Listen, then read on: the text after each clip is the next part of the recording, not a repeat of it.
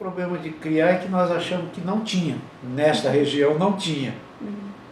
Aí investiram, trouxeram o Nilton Lima, foi o primeiro que veio para cá, e junto com outros professores, mas o Nilton veio, né? Os outros professores eram tempo parcial, e ficavam numa salinha lá embaixo. Esse grupinho de 3 ou 4 é que me trouxe. Quando nós chegamos, havia cerca de 15 professores, os pioneiros, vamos chamar assim, né? Todos muito jovens, recém-graduados. Me lembro bem do professor Nilton Lima Neto, o professor Oswaldo, conhecido como Barba, o professor Walter, são 3 pessoas que se destacaram bastante. E quando nós chegamos, esse conjunto de 5 professores com doutorado, eles disseram, bom, agora vocês que vão tocar o barco, porque nós sacrificamos um pouco a nossa carreira, né, de pós-graduação, em função da dedicação ao departamento, e agora então nós entregamos o piano para vocês e nós vamos fazer a nossa pós-graduação. Nós fizemos o curso de Engenharia Química com muito entusiasmo, muita disposição, mas estudando muito, correndo atrás do prejuízo, porque via de regra a gente ensinava hoje o que aprendeu ontem, porque essa é a grande questão. Você pode até ser o melhor aluno da classe, mas você só vai ter certeza se você sabe ou não sabe realmente alguma coisa. A hora que você vai ter que ensinar isso. A gente estudava muito. Então, a gente compensava com energia, com entusiasmo, a falta de experiência. Rapidamente, então, o curso foi ganhando corpo. Essa meninada trabalhava pra caramba e, por sorte, o pessoal que veio com o doutorado tinha muita garra.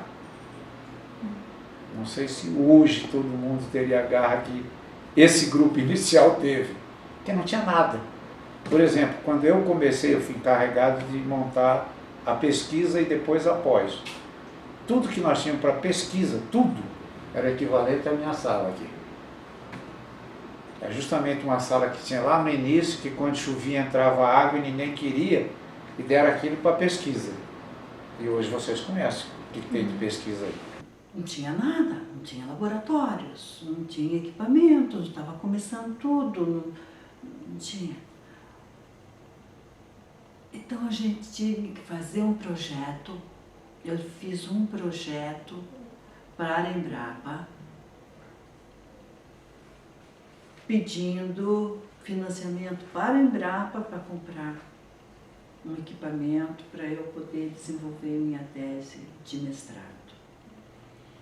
A gente tinha diferentes funções aqui no departamento também administrativo, a gente trabalhava na comissão de compras, uns trabalhavam na coordenação de curso. Nós não tínhamos o que hoje é a área da biblioteca comunitária, ou seja, o prédio da Engenharia Química estava no limite, né, da área norte do campus, ou seja, seguindo ao norte não tínhamos mais nada. Então tínhamos o prédio da Engenharia Química, Engenharia de Produção, Engenharia de Materiais. E iríamos ter a computação, a física e o restaurante universitário, descendo no sentido ao lago, né? Logo a seguir, um desafio que o professor Nilton, que era o chefe do departamento, nos colocou, foi criar a pós-graduação, que nós não tínhamos ainda, né? Então, em 82, quer dizer, com 2 anos a gente estando aqui no departamento, aí tinha que ser os professores com doutorado, né? Nós, então, nos dedicamos a criar o mestrado, e isso foi muito bem feito. A CAPES reconheceu o curso, nos deu bolsa. 3 anos depois, em 85, nós criamos o doutorado. Muito rápido, foi muito rápido mesmo essa evolução. Hoje, o nosso curso de pós-graduação tem um conceito mais alto possível, né, que é o nível 7. É o máximo que a pós-graduação pode ter. E só tem 2 cursos de pós-graduação com nível 7 hoje, que é a COP no Rio de Janeiro e nós. Era uma sala só, coordenação de curso, chefia, pós-graduação. A sala dos professores era onde são os laboratórios de ensino hoje. As salas do lado direito eram salas dos professores. Mas essa parte aqui não existia. Era só aquela parte do laboratório de ensino.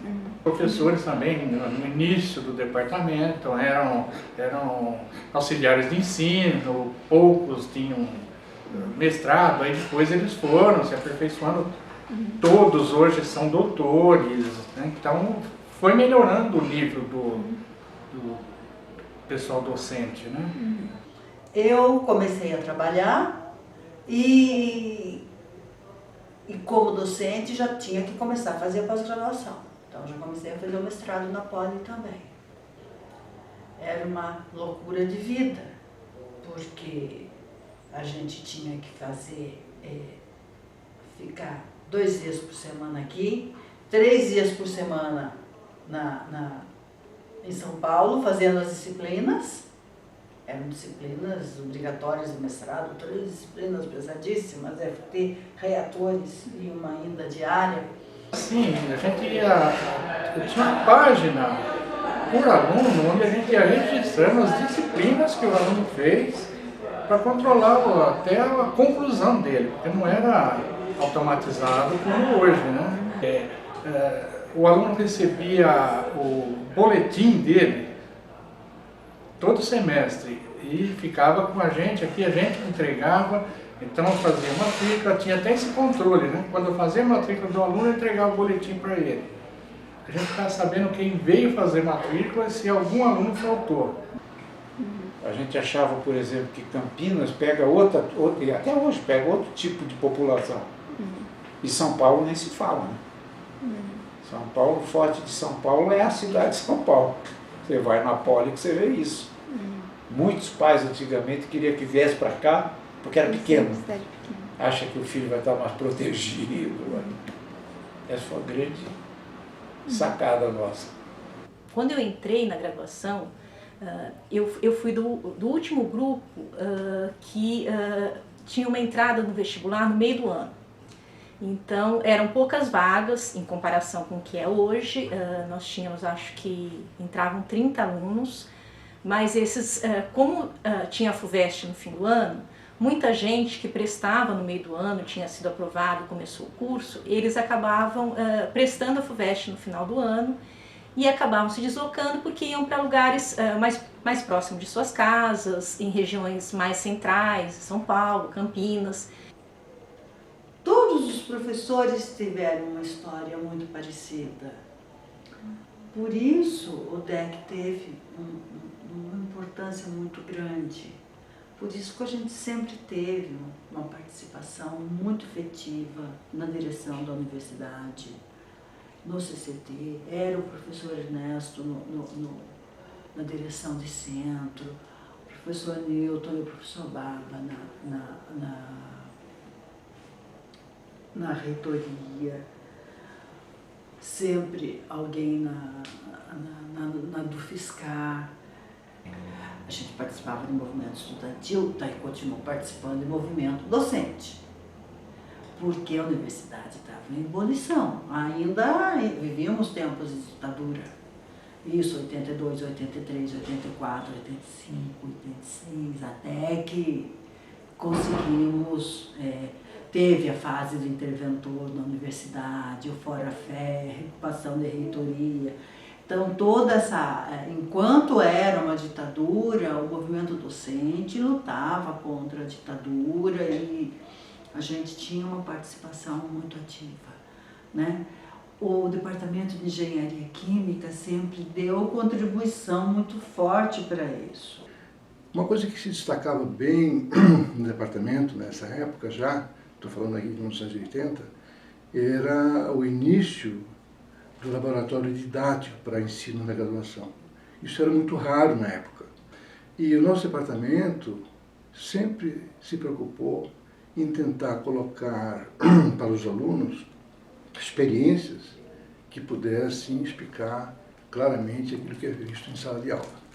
E nós fomos um dos primeiros, né? Não fomos nós que começamos, quem começou isso aí foi exatamente esses jovens, né? E nós nos caracterizamos nessa época e até hoje por ter uma infraestrutura magnífica de ensino em laboratório dos fundamentos que a gente aprende na sala de aula. O departamento optou por não ficar comprando nada pronto. Hoje, não sei o percentual que eu perdi um pouco, mas não fazia muito tempo, quase metade das universidades que tinham engenharia química copiava equipamento nosso.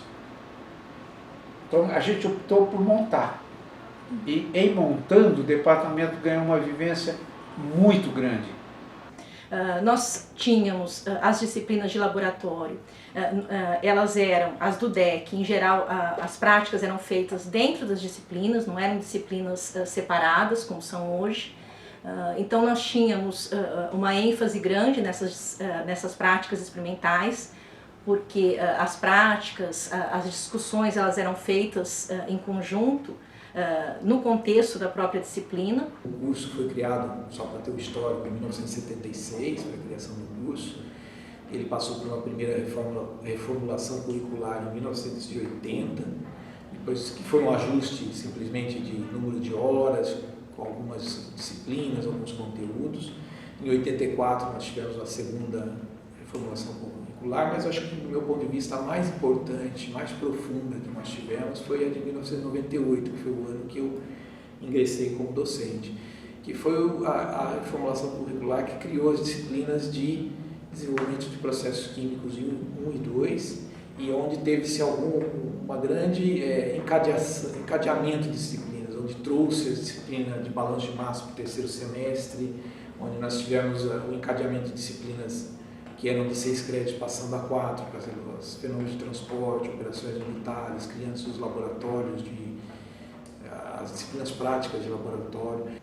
Outro sonho da gente é poder ter uma disciplina com livre desenvolvimento, fazer a cozinha da Raquel, como o senhor Tininho chamava, né? Uma cozinha onde o aluno tivesse todos os equipamentos e o aluno pudesse desenvolver qualquer projeto. O estímulo ao aluno desenvolver, né, ligar os conhecimentos que ele vai vendo ao longo do curso e tentar trazer esses conhecimentos em disciplinas que a gente chama de aglutinadoras, que vão aglutinar esses conhecimentos e consolidar esses conhecimentos. E na época não tinha, claro que não tinha DPQ. O que nós tínhamos de pé direito alto, de pé direito baixo do laboratório de ensino, era uma das salinhas que atualmente eu acho que é da Catálise, sala 9, eu acho. Consegui botar chave naquele laboratório e levei para lá espectrofotômetro, levei para lá coisas da pesquisa e montei uma mini DPQ lá, uma mini cozinha lá. Foi um piloto do DPQ. Foi um piloto do DPQ. Quando surgiu daí o projeto de PDCT, onde tinha a oportunidade de você enviar um projeto, propor um projeto,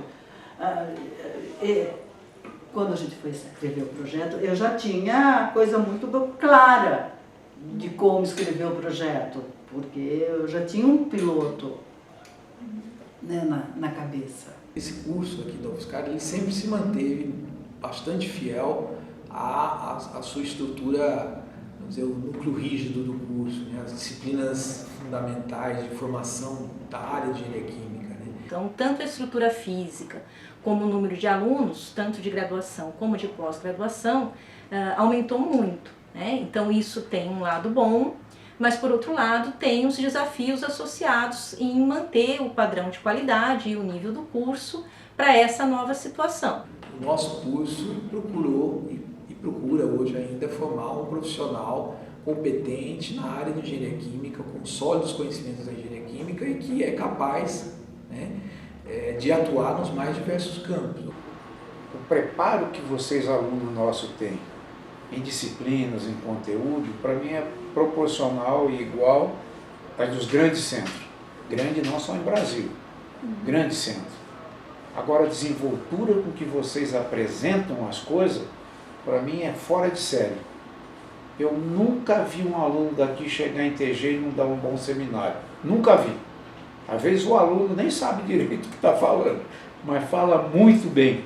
E eu acho que isso é mérito de vocês e de quem dá aula na graduação. Eu acho que houve uma consolidação do curso também, né? Na década de 80, o curso era um curso ainda relativamente novo, não tinha o reconhecimento que tem hoje. Então eu acho que a ampliação, a expansão e a consolidação do curso foram os grandes eventos, os grandes acontecimentos da época que eu fiz graduação até hoje, digamos. Eu vejo que a engenharia química, ela sempre foi uma área que teve, é muito abrangente, oferece muitas oportunidades de emprego, de trabalho, de carreira, para quem atua nessa área. Hoje em dia tem muitos novos desafios, porque a tecnologia está se desenvolvendo muito rápido, então aparecem várias oportunidades em coisas que na minha época de graduação elas nem existiam. A gente poderia citar, por exemplo, nanotecnologia, essa preocupação grande em relação à questão ambiental, né, que tem se acentuado. A questão da informatização, da robótica, a aplicação da engenharia nas áreas de saúde, na biotecnologia. Então, são campos que estão se expandindo muito rapidamente. Outra hoje é a questão do acesso a uma facilidade à informática muito maior, o uso de simuladores, o uso de softwares aplicados no ensino da engenharia química, né? Então, isso evoluiu bastante, porque naquela época não tinha como realmente utilizar essas ferramentas computacionais, porque os computadores estavam começando a se desenvolver, né? Então, computador pessoal, na minha época ninguém da minha turma tinha um laptop. Quando muito ao final do curso, no outro tinha um desktop em casa, né? E no departamento também eram poucos, e quando tinham eram destinados inicialmente à pesquisa, porque eram recursos de pesquisa que conseguiram esses equipamentos. Então eu acho que o grande desafio do departamento para os próximos anos é tentar incorporar esses avanços, né, formar os nossos alunos bem para que eles tenham condições de atuar nessas áreas todas, continuar a dar uma formação abrangente, né? E, obviamente, o desafio de manter a qualidade e de modernizar o curso para atender essa nova situação. A carreira docente, ela é, sem dúvida, uma das mais bonitas, uma das mais belas opções de carreira que você pode ter. Agora, é uma das mais difíceis também.